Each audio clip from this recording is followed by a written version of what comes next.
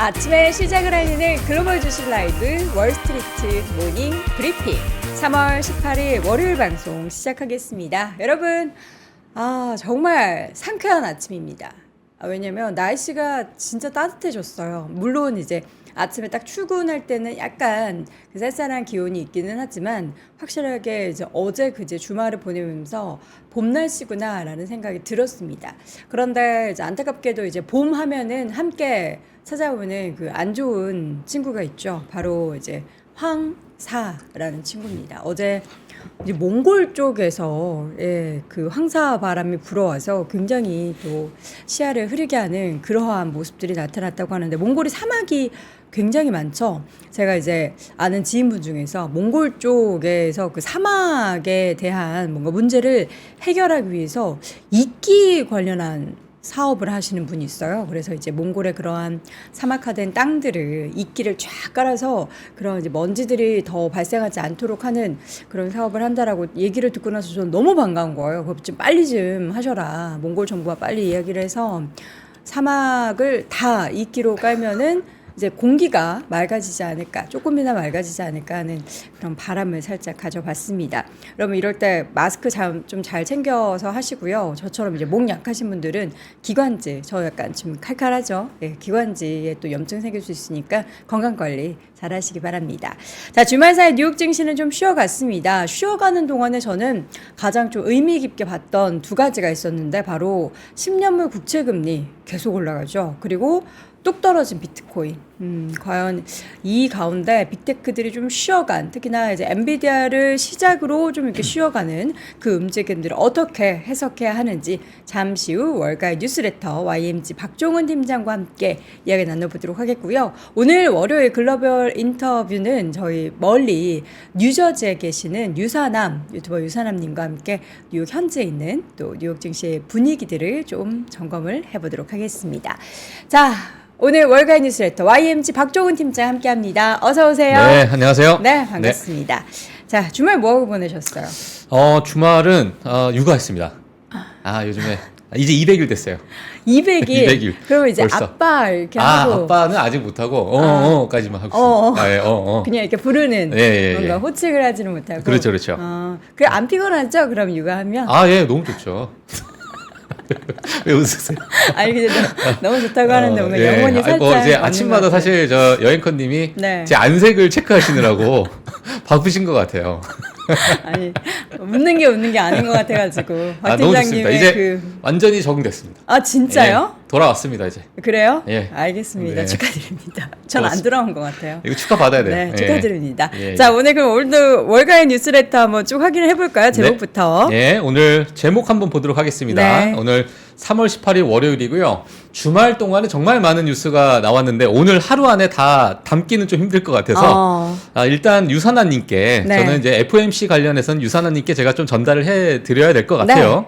하지만 제가 제목은 이제 시장의 공은 이제 파월에게 넘어가지 않았나라는 생각이 좀 들게 됐고 지금 인공지능의 어떤 랠리가 약간 주춤하고 있는 사이에서 FOMC에 관련된 이런 집중이 좀 많이 될 것 같습니다. 자, 그래서 이 부분은 저희도 유사님께서 잘 정리를 해주실 거라고 생각을 합니다. 지금 여기 손에 쥐어진 저 숫자가 50bp 인하를 시장이 기대하는 거예요? 사실 파월 의장이 공을 들고 있는 게 뭐가 있을까요? 저거 하나밖에 없어요. 금리 인하에 대한 키밖에 없다. 좀 만들어 주셨으면 좋겠는데 제가 만들지 못했고, 그래서 이 사진을 한번 좀 가지고 나와봤습니다. 오늘 이제 핵심 헤드라인 좀 보도록 하겠습니다. 자, 미 대선의 해는 절대 손해 안 본다라는 그런 데이터가 있어서 한번 제가 재미로 좀 가지고 나와봤고요. 그리고 보잉이 또 터졌습니다.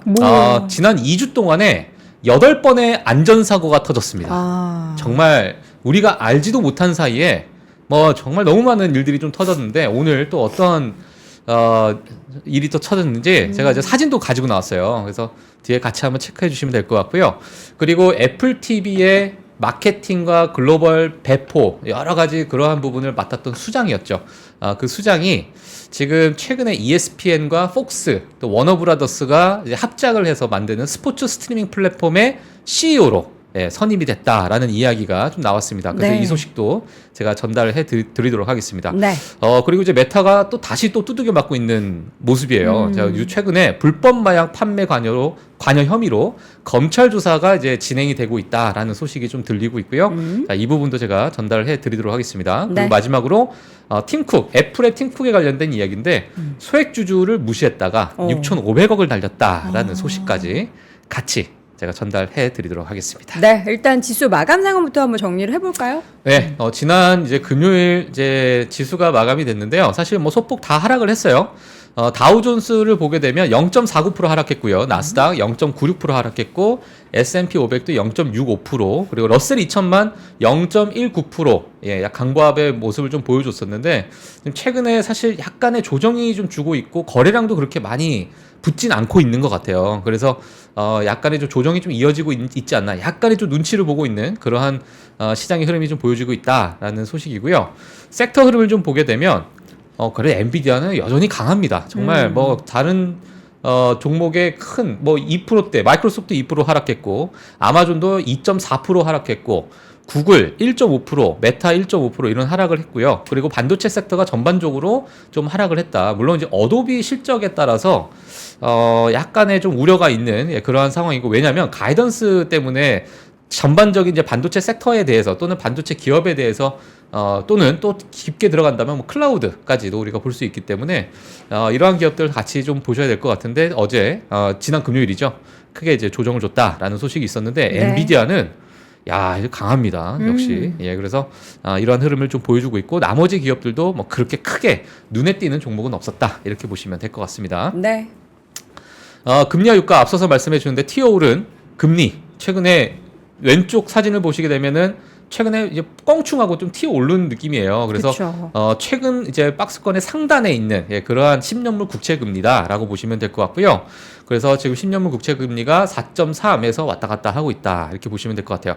그리고 유가 같은 경우에도 WTI 기준으로 81달러에서 소폭 왔다 갔다 하고 있는데, 요 유가도 지금 뭐 트렌드, 그러니까 어떤 추세를 보게 되면 지금 우상향을 하고 있는 그러한 모습입니다. 최근 오펙 플러스에서 감산 이야기도 있고요. 여러 가지 또 러시아 정유소에 대한 공격 때문에 뭐 최근에 튀어 올랐죠. 유가는 튀어 올랐는데, 이제 FOMC의 이제 금리 발표가 또 앞두게 되면서 금리와 유가 또 지속적으로 우리가 좀 지켜봐야 되지 않을까.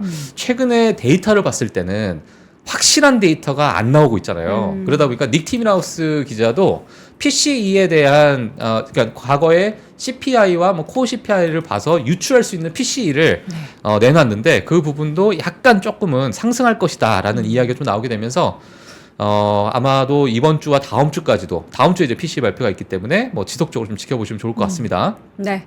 자, 오늘의 짤은 이거는 우주예요? 우주입니다. 이게 스타쉽. 스타쉽에서 딱 이제 올라가서 궤도를 넘어서서 찍은 부분을 일론 머스크가 X에다가 올렸어요. 우리 이 정도 지금 일하고 있다. 지금 봐라, 이 아름다운 우주의 모습을. 그래서 제가 이 부분을 또 가지고 나왔고요. 네. 사실 오늘 정말 좀 갈등했어요. 왜요? 왜냐면 오픈 AI의 휴머노이드 로봇이 사실 주말 사이에 정말 핫했거든요. 저 영상 보고 깜짝 놀랐어요. 그래서 뭐 사과 이렇게 집어주는 영상이 있었잖아요. 그걸 가지고 올까, 이 로켓을 가지고 올까 하다가 그거는 이제 보니까는 너무 많은 분들이 또 보셨기 때문에 로켓 사진을 제가 가지고 나왔습니다. 주말 사이에 그것도 봤거든요. 일본의 한 민간 그 우주 로켓 발사 하는데 올라가서 5초 만에 폭발을 시키더라고요. 뭔가 에러가 생기면은, 그러니까 요새 보니까 뭔가 우주로 다들 향하려는 그 야망이 그렇죠. 대단한 거죠. 일론 머스크는 얼마나 오랜 기간 동안 우주에 대해서 좀 염원을 했습니까? 화성 가서 살겠다라고 하는 분이잖아요. 근데 저는 이제 아직까지는 이제 우주 산업이라는 걸 생각했을 때 되게 막연하고, 그렇죠. 과연 거기 가서 뭘 할까? 맞아요. 라는 그런 생각만 들고, 그 영화에서만 나오는 그렇죠. 뭐 우주 쓰레기, 그리고 우주 가서 여러 가지 뭐 그 광물 같은 거 캐오는 뭐 이런 걸 생각하는데, 과연 그게 내가 살았을 때 정말 일상처럼 할 수 이루어질까? 라는 그런 생각이 좀 들어서. 그러니까요. 제가 아마 한 7, 80대 돼야, 우리가 이제 7, 80대 돼야 나오죠.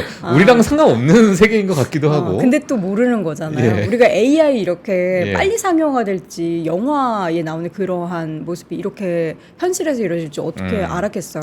맞습니다. 근데 사실 최근에도 제프 베조스가 아마존에 대한 주식을 대거 또 매각을 했잖아요. 계속 매각하고 있죠. 예, 그 매각한 비용으로 이제 블루 오리진에다가 투자를 많이 할 것으로 시장에서는 예상을 하고 있는 상황이고, 네.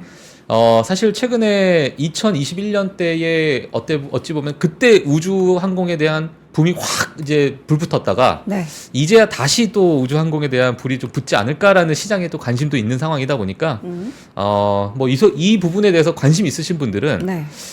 뭐 이제 투자도 조금씩 뭐 진행을 하고 계시지 않을까라는 생각이 뭐 조금씩 드네요. 네. 자, 그 다음에 오늘 짤책 하나 더 가지고 나왔습니다. 네. 자, 이거는 정말 최초의 디지털 이미지예요. 그러니까 사진을 픽셀로. 네. 자, 왼쪽에 계신 분이 픽셀이라는 것을 창시하신 분이에요. 예, 처음에 이제 개발하신 분인데 본인의 아들을 오른쪽 사진처럼 이런 최초의 디지털 이미지를 만들었습니다. 근데 제가 왜 가지고 나왔냐면 이게 1957년이거든요. 네. 지금으로부터 67년 전인데 네. 이 67년 동안에 이 디지털 이미지라는 것 자체가 너무나도 급격하게 발전하지 않았나라는 제 개인적인 생각. 예, 이제는 뭐 사람이 구분할 수 없을 정도의 또 이제 이런 이미지를 또 만들어내니까 제가 이걸 보면서 야, 이거 얼마 안 됐네라는 생각이 제가 들어서 제가 그냥 감탄해서 가지고 나왔습니다. 저기 지금 저 모습이 본인랑 비슷해가지고 약간 그런 느낌도 있고요. 예, 그래서 애기도 뭐 귀엽고 하니까. 네. 일단 월요일 아침은 네, 상큼하게. 이렇게 상큼하게 한번 진행해 보도록 하겠습니다. 오늘의 짤 두 가지 컷을 가지고 오셨고 이제 기업별 뉴스가 참 많아가지고 한번 네. 쭉 확인해 볼까요? 알겠습니다. 빠르게 기업별 소식 전달해드리도록 하겠습니다. 네. 자, 제론이라는 기업이 있어요. 제론 코퍼레이션이라는 기업이 있는데 FDA 종양약 약물자문위원회, 그러니까 ODAC라는 이러한 이제 위원회 이름을 가지고 있는 종양약이에요. 이 ODAC로부터 자사 약품인 혈액질환 치료제 이메텔스타트라는 이제 치료제가 있나 봐요. 그래서 이 치료제와 관련해서 호평을 받았다. 그러니까 12대 2로 찬성을 받고 주가가 장중에 약 92%까지 또 급등을 했습니다. 제가 이 뉴스를 지금 제일 위로 갖고 나온 이유가 뭐냐면 최근에 생명공학 여러 신약 제품에 대해서 FDA에 대한 승인이 지속적으로 나오고 있는 상황이다 보니까 시장에서 약간의 앞으로 AI가 또 번져나갈 수 있는 분야가 어딜까가 지금 월가에서는 생명공학 또는 유전공학 쪽으로 많이 보고 있는 상황이거든요. 그러다 보니까 FDA에서 많은 이런 승인 관련된 뉴스가 좀 나오고 있다 보니까 시장에서 이렇게 급등하는 그런 모습을 보이고 있다라는 뉴스로 제가 시작을 하도록 하겠습니다. 네. 자, 그 다음 기업별 소식은 마이크론입니다. CT의 목표가 상향을 했어요. 근데 55불에서 150불까지 상향 소식을 하게 되면서 최고 추천 종목으로 또 선정했고요. 그러다 보니까 주가가 2%대 상승을 했습니다. 인공지능에 대한 노출이 증가하는 점을 고려할 때 프리미엄이 있다고 판단한다라는 그런 의견까지 더해지면서 마이크론이 상승을 했고요. 리비안에 관련된 이야기입니다. 리비안이 파이퍼 샌들러의 투자 비중 확대와 목표가 상향을 했습니다. 15불에서 21불. 제가 봤을 땐 최근 리비안에 대한 목표가 상향은 아마 처음 보는 게 아닌가라는 생각이 드는데 주가가 이제 3%대 상승했고요. 신제품 출시가 이제 남았죠. 지금 뭐 기다리고 있는 신제품이 3개의 자동차가 좀 기다리고 있는 상황이고 네. 그리고 이제 자본 지출 연기 결정에 따라서 좀 낙관적인 전망을 한다라는 그런 이야기까지 있었습니다. 네. 그리고 피스커 또 관련된 전기차 기업인데 많은 분들께서 아마 피스커 하게 되면 또 아실 거라고 생각이 들어요. 물론 뭐 루시드와 리비안이 약간은 좀 밀려 있지만 사실 너무 좋지 않죠. 파산보 신청 루머가 나왔습니다. 그래서 이 루머가 나왔는데 이 루머에 대해서 아주 강력하게 부인을 하면서 12%대 상승을 보여줬다라는 소식이 있었고요. 피스커에서 이런 얘기를 했습니다. 더 많은 자본 조달을 위해서 우리가 노력 중이고 오히려 우리는 다른 기업과 인수합병도 시도하고 있다라고 밝혔습니다. 그래서 전기차 기업들도 약간의 변동성을 좀 주긴 했지만 피스커가 모르겠어요. 이 부분은 뭐 지속적으로 좀 지켜봐야 되지 않을까. 약간의 리스크가 좀 큰 기업이기 때문에 조심하셔야 될 것 같은데요. 일단은 자본 조달을 위해 노력 중이다. 이런 이야기가 나왔습니다. 네. 그리고 어도비 같은 경우에는 정말 큰 폭의 하락을 했죠. 호실적을 보여줬습니다.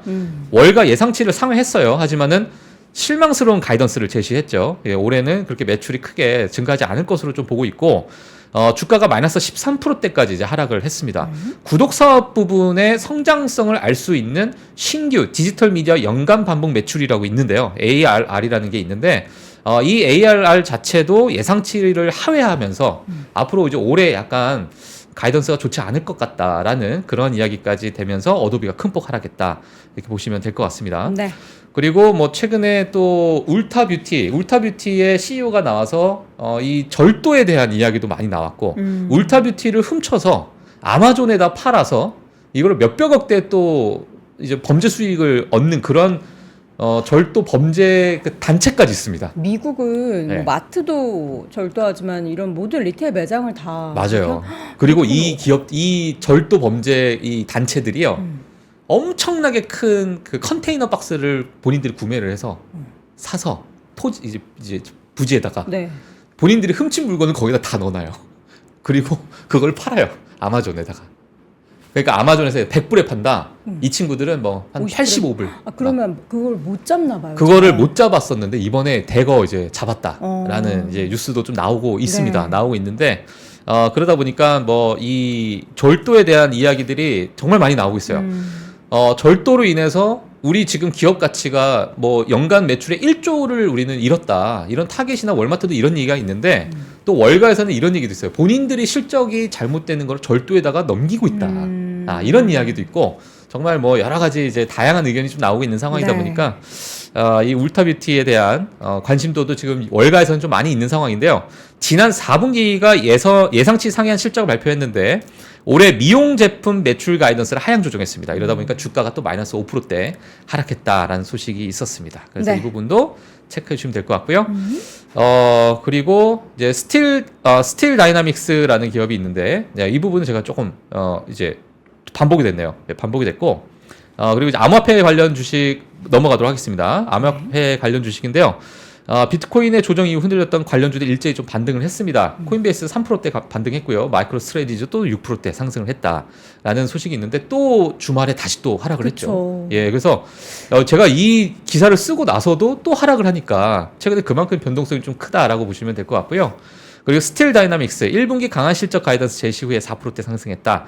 회사치가 발표한 EPS가 3.5달러 수준인데요. 월가 예상치가 3.3달러였습니다. 이러다 보니까 크게 또 상승을 하고 있는 모습이고 철강 업체가 최근에 또 큰 변동성을 보이고 있다 이렇게 네. 보시면 될 것 같습니다. 비트코인이 장중에 65,000달러 초반까지 좀 밀려났어요. 근데 그러더니 지금 다시 68,000대까지 올라왔습니다. 어제 밤에 이제 제가 요 기사를 보고 65,000도 위태로웠다 해서 들어갈까? 저의 마음을 또 읽었는지 바로 68,000달러 위로 올라가네요. 제 지인 중에 네. 비트코인을 사면 폭락하는 친구가 있어요. 아, 그래요? 사는 순간에 그 친구가 사면 폭락을 해요. 그 친구 어떻게 샀다고 합니까? 그래서 제가 물어봤어요. 너 샀냐? 아직 안 샀다고 하더라고요. 그래요? 예, 혹시 사게 되면 구매 좀 부탁드립니다. 예, 제가 이제 긴급 속보로 제가 네. 알려드리도록 하겠습니다. 알겠습니다. 예. 자, 이어서는 오늘 이제 주식 비중 추이라는 제목으로 액티브 매니저들의 주식 비중이 사상 최고치에 이르렀다. 네, 맞습니다. 엄청 적극적으로 지금 주식 시장에 임하고 있는 거네요. 맞아요. 그러니까 이 부분이 어찌 보면은 이게 정말 과열됐기 때문에 이 모멘텀을 지속될까? 아니면 이게 지금은 너무 과열됐기 때문에 우리가 조심해야 될까? 여러 이제 의견이 있을 수 있는 부분이에요. 네. 하지만 지금의 트렌드로 봤을 때는 주식 비중을 지속적으로 늘려가고 있다라는 소식이고요. 뒤에 가서도 제가 좀 말씀드리겠지만 올해는 대선의 해잖아요. 근데 대선의 해는 절대 지수 자체가 손해를 본 적이 없었다라는 뭐 그러한 연간 기준으로 있다 보니까 네. 이러한 부분 여러 가지 복합적인 이유들 때문에 액티브 매니저들이 주식 비중을 좀 높이는 게 물론 대선 때문에 높이는 건 절대 아니겠지만 최근에 이런 트렌드 자체가 이어지고 있다라는 그런 표가 나와서 제가 좀 가지고 나왔습니다. 작년 10월 말에는요 S&P 500이 4,100포인트 정도 됐었어요. 이때 주식 비중 자체가 25% 정도 이제 차지하고 있었는데 현재는 S&P 500 5,117포인트 정도 기록하고 있습니다. 그래서 주식 비중이 104%인데 이 부분은 이제 레버리지까지 같이 들어가다 보니까 좀 큰 폭의 상승을 이제 주식 비중이 높아졌다. 이렇게 보여지고 있고요. 사실 과거에 이 이 하늘 색깔의 S&P 500의 상승을 보게 되면 주식을 비중을 높이고 내리고 뭐 많은 큰 변동성을 주긴 했지만 지수는 뭐 지속적으로 좀 꾸준하게 올라갔던 물론 중간에 이제 조정을 줬던 구간이 있었죠. 하지만은 지속적으로 좀 꾸준하게 올라갔던 그런 부분이 있기 때문에 네. 이 비중에 대해서 우리가 너무 민감하게 볼 필요가 있을까라는 생각도 들기도 해요. 그래서 이 부분은 그냥 참고하시라고 제가 가지고 나왔고요. 네. 새해 첫 50거래일의 의미가 있을까라고 해서 제가 또 재미난 표가 있어서 가지고 나왔습니다. 과거에요. 이게 1954년 이게 정말 표가 좀 작게 나와서 그냥 색깔만 보시는 게 좋을 것 같아요. 색깔만. 다 대부분 초록색이다. 예, 다 녹색이죠, 네, 녹색. 올랐다. 예, 녹색인데 물론 그 해에 첫 50일 동안에 5% 이상 넘게 상승을 한다면 그 남은 해에 전체 그 해가 어떤 상승을 보여줄까라는 우리 PD님 센스, 역시 센스. 감사합니다. 역시 신 PD님이 센스가 어마어마합니다. 자, 그래서 이러한 이제 어떤 연관관계를 좀 보여준 표입니다. 그래서 과거에 1954년부터 2024년까지 쭉 이렇게 나와 있는 연간 이제 우리가 초기 첫 50거래일이죠. 50거래일 동안에 어떻게 상승을 했고 그 다음에 전체 그 이제 리턴, 그러니까 전체 수익률이 어느 정도 나왔는가를 봤을 때 1950년대, 60년대, 70년대는 너무 옛날 얘기이기 때문에 최근 거를 좀 보시는 게 좋을 것 같아요. 최근 거. 그래서 작년 2021년에는 5% 이상 또 상승을 했는데 첫 50거래일 때 전체 수익률은 그 해에 20%가 넘는, 그리고 그 전해도 마찬가지로요. 12%의 상승을 보여줬고 그다음에 15%의 상승을 보여줬고, 그러니까 5%가 넘게 되면은 전반적으로 그 해는 그 수익이 좋을 가능성이 크다. 그 평균값이 12.6%입니다. 저 예. 앞에 근데 50일도 포함해서죠? 그렇죠. 예, 전체적으로 포함해서 그래서 평균값으로 12.6%의 수익률을 보여줬더라라는 네. 이야기가 있어서 제가 좀 가지고 나왔습니다. 올해도 그러면 우리가 좀 기대해 볼 수 있다는 기대를 거잖아요. 해볼 수 있고요. 그리고 바로 또 제가 대선이 있는 대선이 또 해. 있기 때문에 이 대선의 해와 또 접목해서 같이 보시면은 네. 또 재밌을 것 같아요. 미 대선의 해는 늘 좋았다라는 이야기입니다. 늘 좋지 않았던 중간 선거 이후, 요게 빨간색으로 보이는 게 중간 선거죠. 미드텀인데 지금 이제 우리는 이제 대선의 해를 지금 걷고 있죠. 네. 걷고 있는데 늘 좋지 않았던 중간 선거 이후 랠리를 이어갔던 대선 기간 2년이라고 했습니다. 그래서 프리일렉션 이게 작년이죠. 작년과 올해 이 2년 동안에 늘 괜찮았다라는 것들이 나오게 되면서 물론 그렇지 않은 때도 있었지만은 진짜 안 올라도 한 4%였나요? 그렇죠. 예, 그래서 이번에는 어느 정도 오를지에 대해서 뭐 많은 이제 보고 있지만 평균적으로 봤을 때 13.2%의 상승률을 보여줬다라는 네. 게 있었어요. 대선 때. 예, 그래서 지금 앞서서 말씀드린 8.8% 정도 S&P 500이 좀 상승했다 보니까 추가 상승 여력이 좀 있지 않겠느냐라는 시장의 기대감, 기대감이 있다 정도 보시면 될 것 같고요. 네. 미디안 값 같은 경우에는 이제 중위값은 14.4%다 이렇게 보시면 될 것 같습니다. 네. 대선이 있는 해에 항상 요 얘기가 나오긴 하는데 이거를 기준으로 삼아서 그냥 이제 지수 인덱스 관련한 투자만 해도 우리가 예금보다는 조금 더 높은 수익률을 거둘 수 있다 정도로 이해해 보시면 좋을 것 같고요. 예. 자, 지금 이제 기술주 관련해서 이제 밸류에이션을 한번 좀 점검을 해보도록 하겠습니다. 네. 어느 정도가 지금 나오나요? 일단은 2000년도 지금 최근의 상승은 또 과거 닷컴 버블 때와 비교를 너무 많이 하잖아요. 네. 시스코가 이렇게 올라갔으니까 엔비디아도 이렇게 올라갈 거야.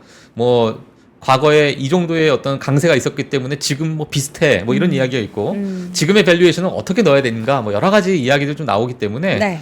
이 부분은 이제 특정 섹터를 제가 좀 비교하는 표를 가지고 나왔어요. 이건 이제 골드만삭스에서 가지고 나온 건데요. TMT 스탁이라 그래가지고 TMT 자체가 뭐냐면 테크 섹터, 그리고 커뮤니케이션 서비스 섹터고요. 그다음 아마존 이러한 기업들이 있는 것들이 TMT다라고 이제 과거에 어떤 정의를 좀 내렸습니다. 근데 과거 2000년도에 보게 되면은 52배까지 올라가는 정말 어마어마한 상승률을 좀 보이고 있었고, 그리고 코로나 때는 43배까지 올라갔어요. 예, 그래서 이제 포워드 PR이기 때문에 향후 12개월간의 그러한 이제 PR을 끌어당겨서 오는 그런 PR인데, 최근에 이 TMT 스탁, 그러니까 테크 커뮤니케이션 서비스 아마존 이러한 기업들의 TMT 스탁의 포워드 PR이 28배다 라는 것을 봤을 때 이거 그렇게 많이 안 오른 것 같네 라는 생각이 또 들고, 기업의 수익성이 너무나도 높아지다 좋으니까. 보니까 PER이 낮아지는 효과가 있잖아요. 그럼요. 예, 그러다 보니까 과거에 비해서는 지금의 인공지능에 어마어마한 랠리가 있지만 그만큼 기업들이 수익성이 좋다라는 또 반증하는 그러한 표입니다. 그래서 지금 너무너무 고평가되어 있고 버블이고 이거 터지면 큰일 났다라고 이제 보시는 분들도 28배면은 약간 합당하지 않을까? 지금 로봇이 이렇게 나오고 있는데 지금 오픈 AI에서 로봇이 애플을 짚고 있는 그러한 이제 영상이 나오고 있는 상황에서 네. 아 이거는 괜찮은 것 같기도 하고 라는 이제 그런 의견들도 좀 있기 때문에 이 부분도 한번 체크해 주시면 될 것 같고요. 네. 그래서 2000년 때는 52배, 2021년 때는 43배였다. 그리고 현재는 28배의 골드만삭스 관련해서 이제 제가 자료를 좀 가지고 나왔습니다. 네. 자, 그렇다면 얼마나 그들의 이익이 좋은지에 대한 질을 한번 좀 평가를 해보도록 하겠습니다. 네. 마진이 어마어마하네요. 어마어마하죠. 네, 그래서 지금 여전히 이 빅테크 기업에 대한 쏠림 또는 빅테크 기업을 사랑하는 시장은 이어지고 있다라고 볼 수밖에 없는 그런 피해인 것 같아요. 압도적인 빅테크 기업의 이익 마진입니다.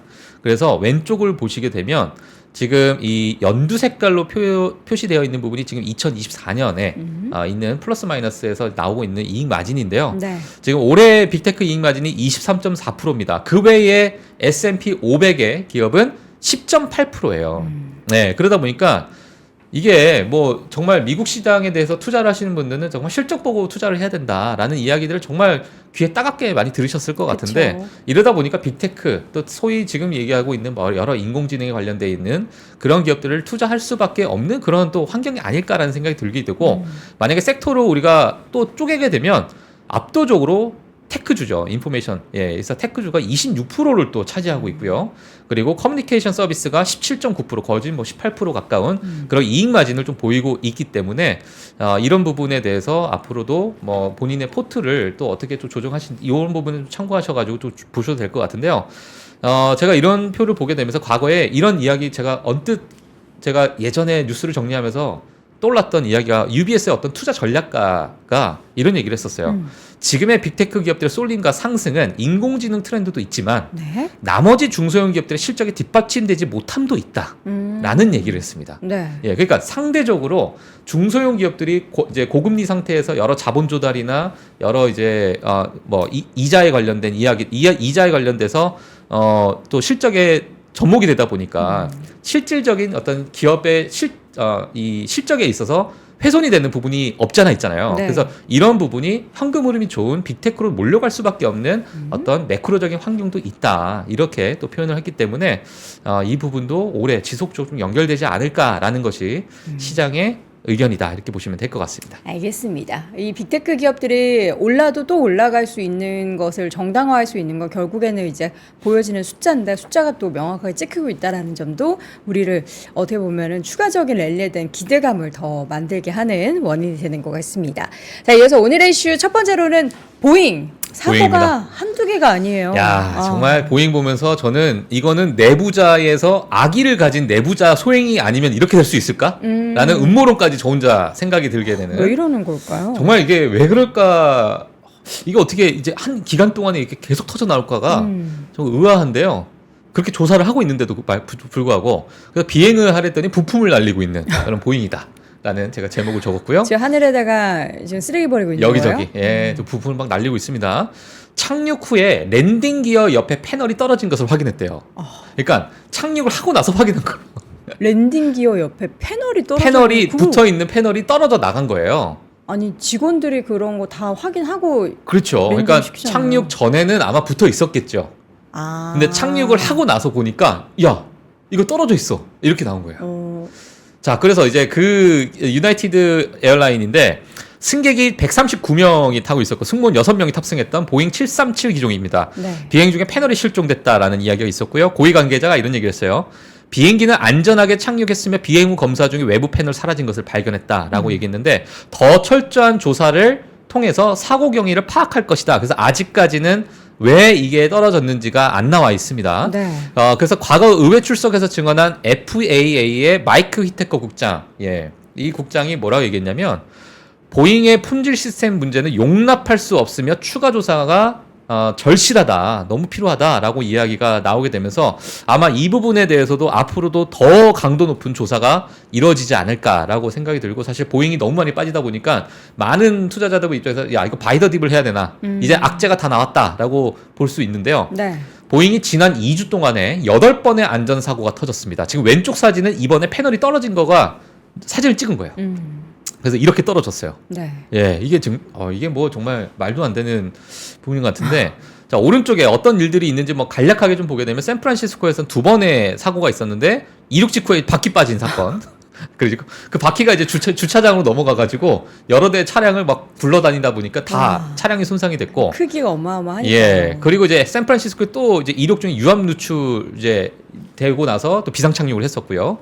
시드니에서는 이제 누군가 조종석 스위치를, 저도 이거를 이제 기사를 통해서 봤는데 누군가 이제 뭘 눌렀대요. 조종석에 있는 어떤 스위치를 눌렀는데. 조종사 둘 중에 한 명이겠죠. 네. 근데 그게 뭐 안에 있는 어떤 직원분이 누르셨는지 뭐 그것도 조사 중인데 갑자기 급하강에 되면서 50명이 부상을 당했습니다. 그러니까 사람들이 안전벨트를 못한 사람들이 다 천장에 붙어 있었대요. 그 정도로. 얼마나 무서웠어요. 그 정도로 급하강을 하게 됐고 착륙 후에 13명이 응급실행을 했던 그러한 사건이 있었고요. 자, 포트마이어스에서는 우륙 후에 엔진에 화재가 있었고, 마이애미에서도 화물기가 또 이륙한 다음에 엔진에 또 화재가 있었고, 휴스턴은 기어 고장으로 비상 착륙에 활주로 해서 미끄러져서 했던 사건이 있었고요. 로스앤젤레스에서는 기계 결함으로 해서 비상 착륙했는데 이번에 또 8번째 패널이 또 날아간 그 애틀란타 그 처음에 패널 문이 날아간 거는 여기서 안 넣었습니다. 네. 왜냐면 그 2주 전이기 때문에. 근데 2주 동안에 8번의 안전사고가 터졌다는 것은 야, 이게 최근 2주 안에 저런 일들이 다 동시다발적으로 이루어진 거잖아요. 말도 안 되는 거죠. 아니 근데 이게 보잉의 문제인 거예요? 아니면은 지금 이제 운행하고 있는 항공사들 있잖아요. 예. 그 사람들이나 아니면 이제 결함을 체크하는 회사가 원래 자회사였었어요. 네. 근데 이 세 회사가 분사가 되면서 약간의 그 운영 체계가 분리가 되는 바람에 제가 볼 때는 뭐 내부적으로는 커뮤니케이션 문제다. 그러니까 이쪽은 했다라고 하는데 보잉은 제대로 체크 안 하고 예전에는 한 회사에 있었을 때는 그게 체계적으로 좀 돌아갔었는데 네. 그래서 그것을 다시 또 합병하는 그런 추진이 나오긴 했었습니다만 아직은 뭐 결정된 건 없다.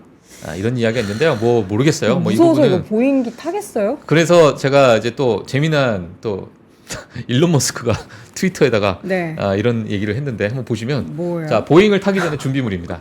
스크루 드라이버랑 드릴. 혹시나 문짝이 떨어지면 우리 네. 우리가 고쳐야죠. 그 사이에 뭐죠? DIY. DIY. Do it yourself. 너가 스스로 고쳐라. 예, 그래서 스크루 드라이버랑 드릴이 필요하다. 웃을 일이 아닌데. 예, 이러한 사진까지 나왔습니다. 안타깝습니다. 자, 어떻게 됐든 보잉에 대해서는 계속해서 악재가 또 계속 터지고 있다라는 부분들을 저희가 정리를 해드렸고요. 이어서는 이제 스포츠맨들의 꿈의 합작 채널의 새로운 CEO가 임명이 됐는데 이분이 맞습니다. 또 애플 쪽에서 갔더라고요. 예, 맞습니다. 예, 이 부분은 아마 스포츠 광팬이시라면 와, 이거 어떡하지? 너무 설레는 그 정도. 설레요? 예, 지금 아마 지금 유상아님이 저 다음에 이제 오실 텐데 네. 나오실 텐데 아마 좋아하실 거예요. 이제 왜 좋아요? 미국에서도 이제 네. 스포츠가 정말 남자들 사이에서는 뭐 어마어마하게 사랑을 받는 그런 채널이다 보니까 지금 뭐 ESPN부터 해서 폭스, 디스커버리 여러 채널이 이제 16개의 라이브 스포츠 채널을 제공하는 새로운 스트리밍 번들을 만든다라는 것이 몇 주 전에 나왔었습니다. 사실 나왔었는데 자, 이번에는 아직은 이 법인 자체가 나오기 전에 벌써 CEO를 임명했다라는 이야기가 좀 나왔어요. 그래서 새로운 CEO로는 피트 디스타드라는 분을 이제 임명을 했다라는 이야기가 나왔고요. 이분이 이제 이사회 구성을 포함해서 회사 설립 과정에 총괄 감독을 할 예정이다. 그리고 피트 디스타드가 이런 얘기를 했습니다. 전통적인 TV 방식을 벗어나서 차별화된 제품을 구축할 수 있는 놀라운 기회고 업계 최고의 포트폴리오를 통해서 동급 최고의 뭐 새로운 서비스를 제공하겠다. 어마어마한 이제 강한 어조로 이렇게 인터뷰를 좀 하셨는데 이제 가격 문제가 있습니다. 이게 한 달에 40불에서 50불 정도 되는 구독료가 될 거라는 예상을 하고 있어요. 꽤 비싸네요. 비싸죠. 그러니까 왜냐하면 지금 넷플릭스만 해도 지금 뭐 10몇 불. 그렇죠. 한 10,000원대, 20,000원대 그렇죠. 정도인데. 예, 그 사이에서 왔다 갔다 하고 있는데 이거 40, 50불 되면은 물론 정말 스포츠 광팬이 많기 때문에 남성분들은 아마 넷플릭스, 디즈니 플러스 다 끊고 이걸 선택할 수도 있는 분들이 있을 수도 있고. 아니면 어둠의 경로. 뭐 그럴 수도 있고. 활발해지거나. 예. 그래서 네. 이 피트 디스타드가 도대체 누구냐라고 시장에서 좀 관심이 있는 상황인데요. 과거 이제 애플 TV의 수장이라 보시면 될 것 같아요. 훌루에서 6년, 애플에서 임원으로 10년 공부하면서 컨텐츠 전략, 유통, 마케팅, 판매 등 업계에서 이미 정평이 나 있는 네. 그런 인물이다 보시면 될 것 같고요. 특히 애플에서는 비디오 스포츠 애플 TV 플러스의 운영, 그리고 글로벌 마케팅, 그리고 판매까지 이제 담당하게 되면서 MLS 시즌 패스 이제 감독도 맡았다. 이러한 이제 이야기 나오게 되면 이제 애플의 전반적인 컨텐츠 관련돼서 수장이었다 이렇게 보시면 될 것 같아요. 그래서 폭스 CEO 라클란 머독이 이런 얘기를 했습니다. 이 서비스가 첫 5년 안에 500만 명 가입자 확대를 나는 예상을 하고 있다. 예상을 하고 있고 구독료는 한 달에 약 $50 이상 될 수 있다라는 이 폭스 CEO가 얘기하게 되면서 시장에 약간의 우려가 있었습니다. 아, 너무 비싸다. 여러분들이라면 이거 구독료 한 달에 50불, 그러니까 우리나라 돈으로 따지면 거의 6만 원 가까이 되는 돈인데 그렇죠. 1년 아닙니다. 한 달에 한 달. 6만 원대를 지불하시겠습니까? 지불한다 1번. 아, 너무 비싸다. 나는 좀 끊겠다. 안 보겠다. 2번. 어느 쪽이실지 한번 저희 여론조사를 한번 해보겠습니다. 예. 일단 제가 뉴스를 전달해 드리면서 네. 여론조사 제가 결과를 보도록 하겠습니다. 알겠습니다. 자, 여기서는 메타에서 불법 마약을 판매를 했어요? 예. 이게 메타 플랫폼스에서 판매를 하는 건 아닌데 네. 불법 마약 판매의 이 과정을 알고 있는데 너희들이 조치를 안 한다. 아, 뭔가 그런 데이터에 잡힐 거 아니에요? 그렇죠. 뭐 그러니까 얼마야, 뭐 맞아요. 이러면서. 그래서 이런 부분 때문에 이 미 당국에서 불법 마약 판매 혐의로 조사를 하고 있습니다. 버지니아주의 검찰이에요. 이제 마약의 불법 판매를 조장하고 이익을 얻고 있는지 여부에 대해서 조사를 하고 있다. 그러니까 이제 광고에 대한 수익도 마찬가지고 거진 이제 광고죠, 사실. 네, 메타 플랫폼스의 95% 가까운 수익은 광고에서 나오기 때문에 결국에는 이러한 광고들이나 이런 판매에 의해서 너희들이 이제 수익을 보고 있는 것도 어찌 보면은 이거를 지금 놔두고 있는 상황이다. 예, 이렇게 이제 보고 있는 건데요. 월스트리트저널이 검토한 소환장 4본을 이제 거의 독점화해서 지금 익스클루시브라고 여기 나와 있는데 월스트리트저널에서 이제 독점 기사로 나온 거예요. 메타 플랫폼스의 위반 약물, 그러니까 마약 같은 그러한 이제 약물인데요.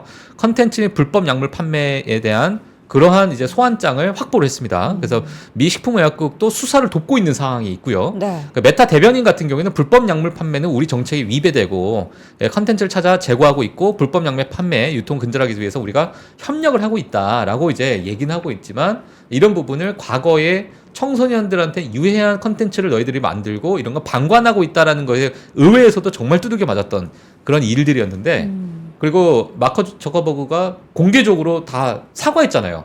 네, 자살했던 자녀를 둔 부모님한테 그 의회에서 사과도 했고 뭐 여러 가지 그러한 모습을 보였는데 지금 이러한 부분도 다시 또 수면 위로 올라오게 되면서 앞으로 또 어떻게 또 흘러갈지도 좀 시장에서 좀 지켜봐야 될 것 같습니다. 네, 이어서는 애플 투자자들 소송을 했는데 와 엄청 많이 이게 무슨 일이에요? 예, 집단 소송한 애플 투자자들이 6,500억 원 가량 지급받는다라는 소식이 있었습니다. 이게 뭐냐면 정말 저는 이거 보면서 전 세계의 1위 기업인 애플마저도 이런 소액주주들에게 그러니까 이 미국에 있는 이 자본시장, 이 미국 이 증시 자체가 정말 참 성숙돼 있다라는 저는 표현을 좀 쓰고 싶은데. 간단하게 말씀드리면 과거 이제 2018년 때 당시에 중국 내 아이폰 수요를 과장했어요. 팀쿡이. 예, 그러니까 과장하다 보니까 투자자들을 호도했다라는 혐의로 집단 소송이 진행이 됐습니다. 그러니까 중국 내에 아이폰 매출이 둔화가 됐는데도 불구하고 야, 우리 아이폰 매출 너무너무 괜찮아. 네. 실적 너무너무 잘 나왔어. 라고 했는데 이런 부분을 나중에 이제 투자자들에게는 정확한 정보 전달을 하지 않았다. 그래서 열이 받아서 집단 소송을 했는데 6,500억 원 가량 지급받는다라는 소식이죠. 이건 우리나라에서는 사실 일어날 수 없는 그렇죠. 일이잖아요. 예. 소송해봤자 이런 상황인데 맞아요. 미국은 되는군요. 됩니다. 애플 주식 갖고 계세요? 저는 안 갖고 갑자기 있는데. 애플을 사고 싶고 아니면 또 예, 빅테크 지금이 기업들, 기회인가? 예. 지금인가? 뭐 이렇게 보시는 분들이 소송으로 있죠. 인생 역전을 네. 꿈꾸는 이름만 올리면 되는데. 그렇죠. 예. 이런 일이 또 발생을 하면서 어쨌든 6,500억에 대한 비용이 또 애플에 있어서는 발생을 하게 되는 거죠. 맞습니다. 뭐 물론 뭐 비용적으로 봤을 때는 뭐 애플에 비하면 이거 적은 껌값이지 뭐 이렇게 보실 수도 있겠지만은 그래도. 이러한 어떤 문화가 있다는 것 자체가 저는 참 의미가 있다라고 보고 있고 당시 이제 중국의 전반적인 경제 상황 자체가 트럼프 행정부 때문에 무역 전쟁 때문에 좋지가 않았어요. 예, 그리고 이제 투자자들 사이에서는 오히려 이렇게 좋지 않은데 중국의 매출이 좋을까? 라는 의구심을 오히려 투자자들이 하고 있었는데 팀쿡은 그때 당시에 너무 불투명한 가이던스를 내놨고 약간의 과장을 했기 때문에 이런 부분을 호도했다라는 혐의가 진행이 된 거죠. 그래서 이런 부분에 대해서 결론이 나온 상황이고 CFRA 리서치 니콜라스 로델리가 이런 얘기를 했습니다. 애플은 점점 더 불투명한 가이던스 관행을 보이면서 플랫폼 기업 중 공개 부분에 있어서 최악을 평가한다. 예, 이렇게 또 이야기를 하고 있기 때문에 지금 협의금 지급에 있어서 캘리포니아 연방판사 승인을 대기 중이다. 이런 이야기까지 전달해드리도록 하겠습니다. 네. 예. 나머지 소식은 유산원님께서. 네, 알겠습니다. 자, 오늘도 정말 이 한 번에 이 다양한 주말사에 있었던 뉴욕 시장의 분위기 또 경제 이야기를 우리 YMG 박종훈 팀장이 정리해 주셨고요. 내일 다시 뵙도록 하겠습니다. 네. 고맙습니다. 네, 고맙습니다.